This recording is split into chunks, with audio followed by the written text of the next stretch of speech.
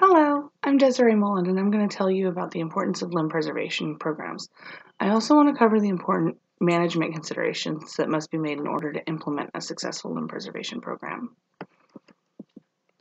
In order to first understand the importance of management aspect of limb preservation programs, we need to first highlight why it's even an issue and why limb preservation programs are needed.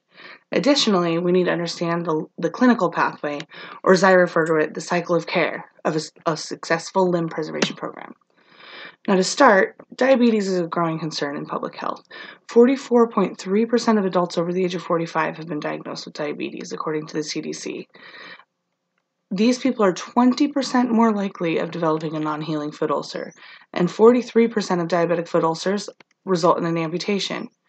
Now, depending on the severity of the amputation, amputees are 52 to 80% more likely to die within the first 5 years of the amputation than those don't have one. This percentage varies based on whether it's a toe amputation or an above-knee amputation. So you would see that there's a very drastic difference in those two life expectancy rates.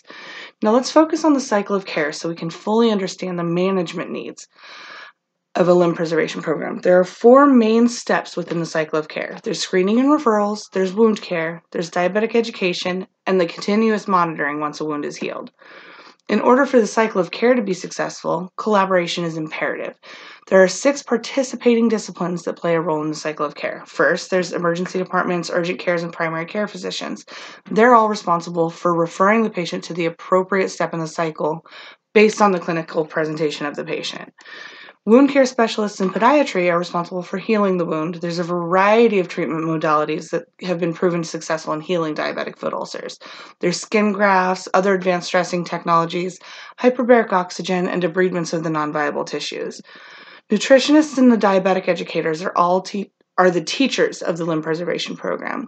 They are responsible for educating the patients for the increased risks of diabetic foot ulcers, how to prevent diabetic foot ulcers, how to manage diabetes and glucose levels, how to self-monitor for the development of diabetic foot ulcers, and what to do should they actually develop an ulcer. Now, all 6 of these participating disciplines are responsible for routine and continuous monitoring and referring to the appropriate step in the clinical presentation. So once a wound is healed, they're going to continue to be monitored, and then they're going to be put back into the cycle of care should they develop another ulcer. A good example of the cycle of care would be that a patient shows up to the emergency department seeking treatment for her uncontrolled diabetes. Upon evaluation, the doctor discovers that she's also got a wound on the bottom of her foot. That physician will assess whether there's a reason to refer to wound care and the diabetic education based on the presentation of the patient. The diabetic educators will then reach out to the patient to discuss the educational needs of the patient, and the wound care or podiatry will connect with the patient to assist with the healing of the diabetic foot ulcer. And then again, they'll put them right back to the beginning of the cycle with the continuous monitoring. Once it's healed, it's usually sent back to the primary care for the continuous monitoring, and then they'll re-refer to the next step in the cycle as needed. Now that we understand the cycle of care, let's talk about how to manage the implementation of the limb preservation program. The most important aspect of management for this type of program is collaboration. There are 6 different clinics that are involved. This can be accomplished by assembling managers from each discipline and establishing the expectations of each discipline. Staffing is another consideration to take into point. Each discipline is responsible for ensuring that they have the dedicated staff member for managing the referrals of the program. That said, there's also training that goes into that. The clerical staff must receive training on how to send referrals to process, or how to receive referrals and what to do with those received referrals. Clinical staff receive training on how to assess the patient and refer them to the next appropriate step in the limb preservation program. Now, marketing is the final aspect that needs attention. The limb preservation program will create a brochure that will be handed out to the locations of all the other disciplines.